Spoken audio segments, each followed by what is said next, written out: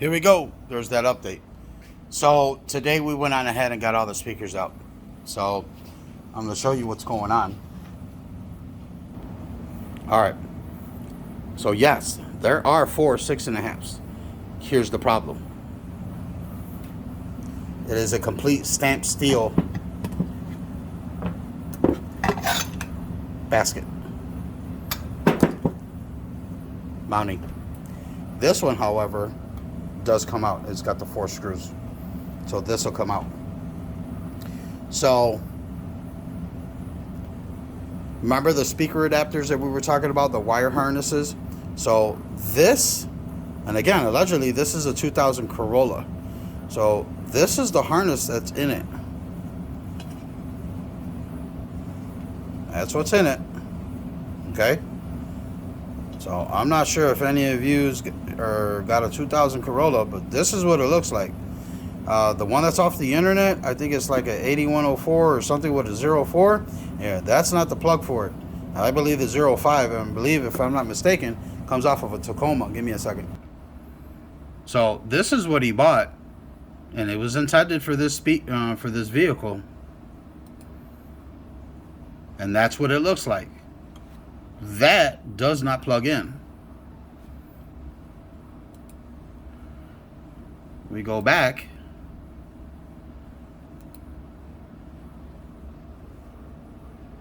Right?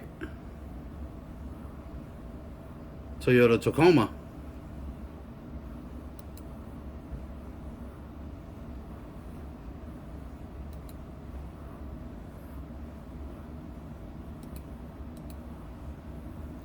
There's the part number.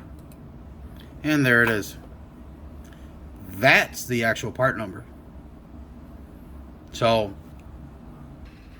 what I'm going to end up doing, because he'll never use these original speakers ever again, is I'm going to harvest what I need off of here. So I will literally be harvesting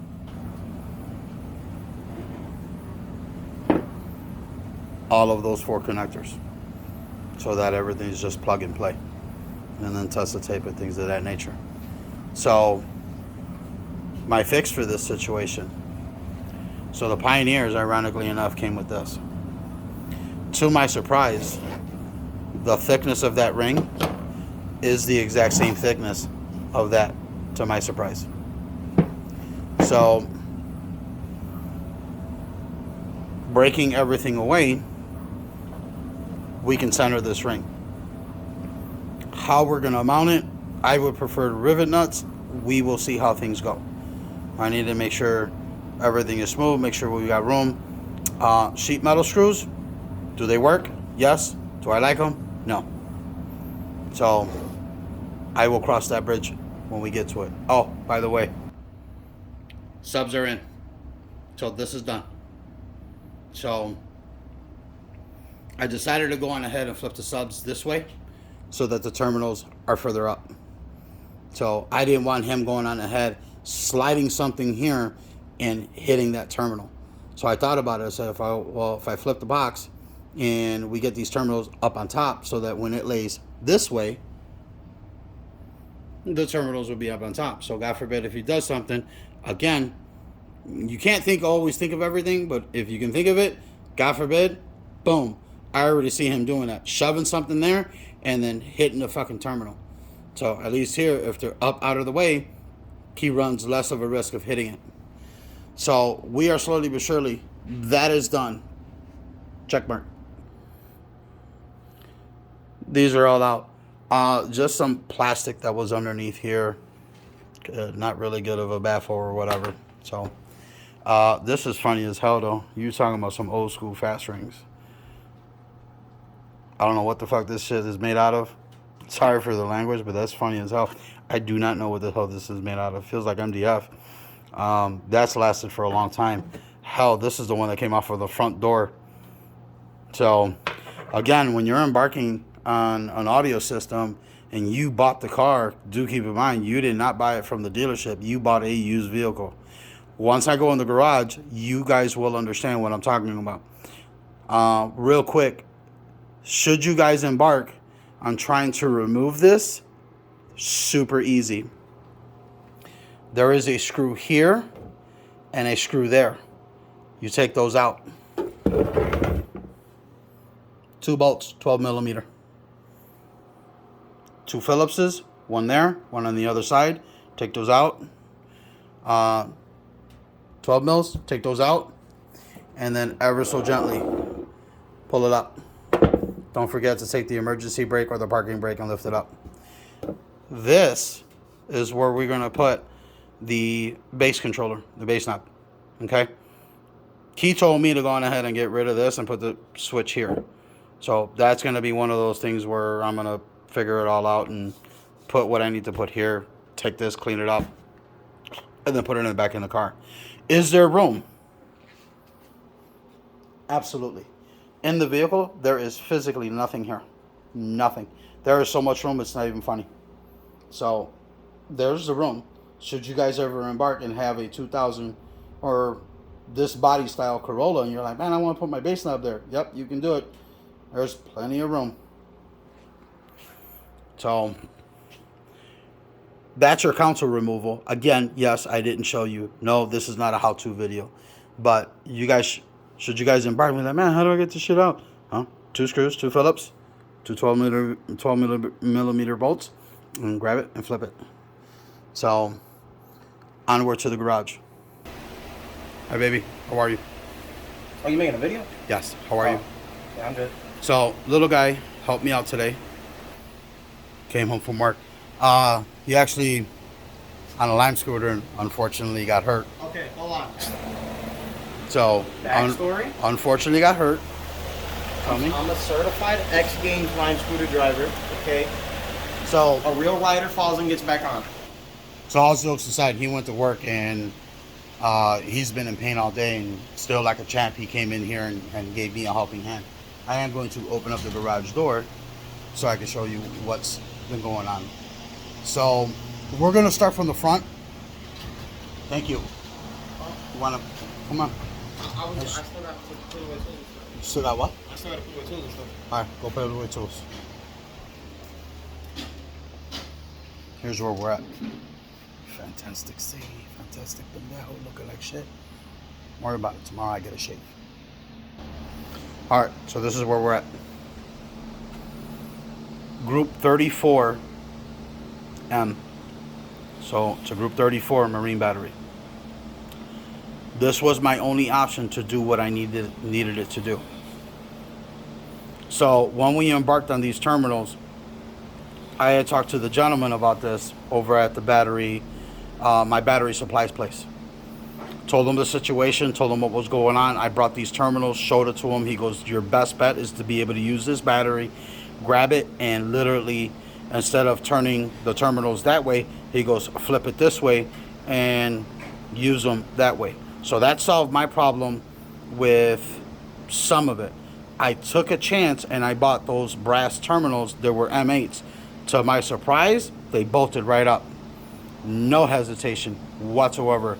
Nice and tight. Physically in the original factory locations.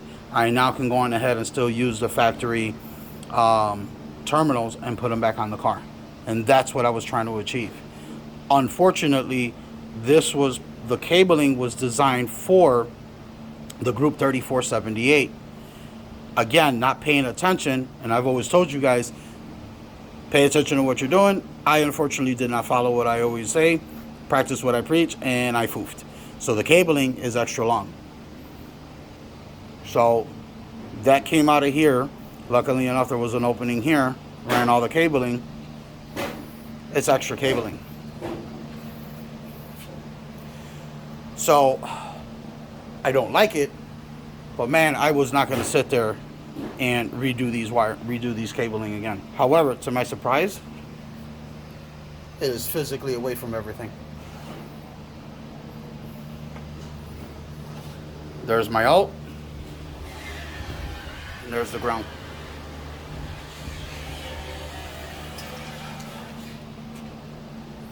Ground, out, fuse. Snaked all the way to there. So, kudos on that part. Remember how we talked about opening up Pandora's box? You don't know what you're going to be getting yourself into. Again, nothing bad, but you end up finding things that basically you're making discoveries. Here's the discovery. This car's been in an accident. That is not the original door. That was bolted up with sheet metal screws, which was the speaker, which is fine. Again, we're going to be putting something else in there, so I'm not going to worry about it. So this is where we're at. Center console's been removed. That other side's been removed. Dash.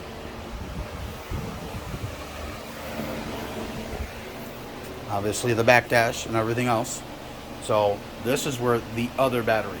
Now, do keep in mind that the Rockford amps are going to be over here. How, what, design, whatever, don't know yet. We will probably be pulling no more, and I do mean if, maybe about 300 amps, if that, full tilt, tiny system. If it pulls that much, it's a miracle. However, the 22 amp hour is going to give me a little bit of a buffer there. Do I believe the battery in front can handle the vehicle's electrical system and the amplifiers? Yes. Just as an added buffer, I'm going to put a 22 amp hour back over here, and that's where the fuses and distribution block is going to be. And then I will run the power wire this way to the amplifiers. Everything else is going to be ran here. That's your update.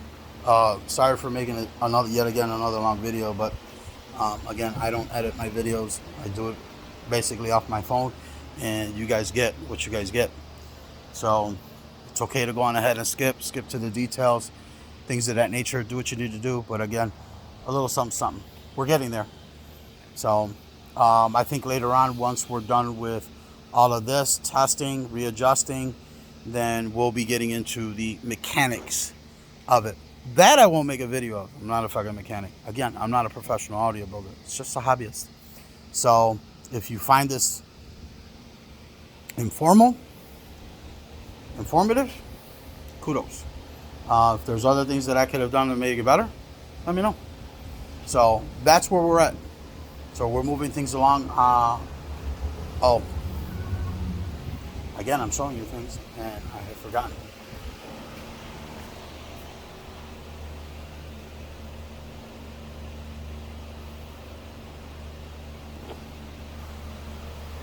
So my fix, I'm going to bring this out here.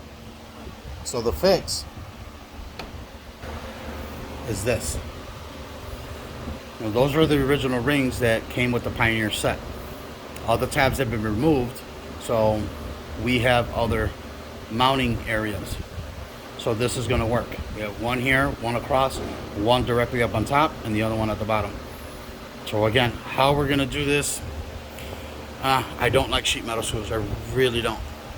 So we're going to see how this plays out. I have at my disposal rivet nuts. So I'm not worried about it. And I have the tool for it. All right. Holla at your boy. See you guys around.